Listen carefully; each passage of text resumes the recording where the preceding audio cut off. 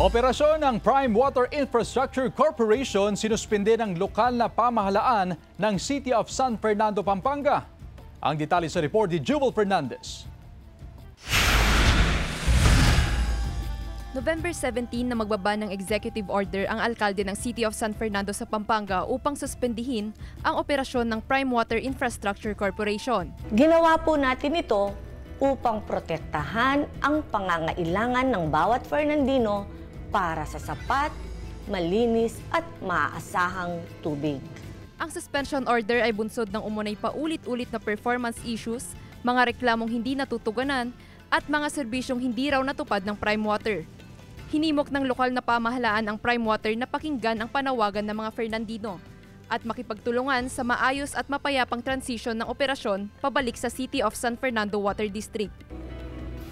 Matagal na namin pinaghahandaan ang transition na ito.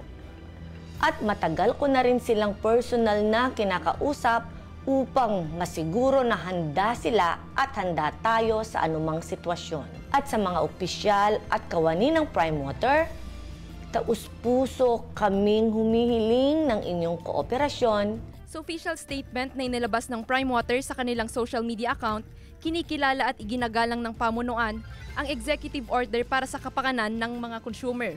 Nilinaw rin ng Prime Water na nananatiling epektibo ang joint venture agreement sa pagitan nila ng CSF Water District at patuloy na susunod sa mga umiiral na batas at regulasyon.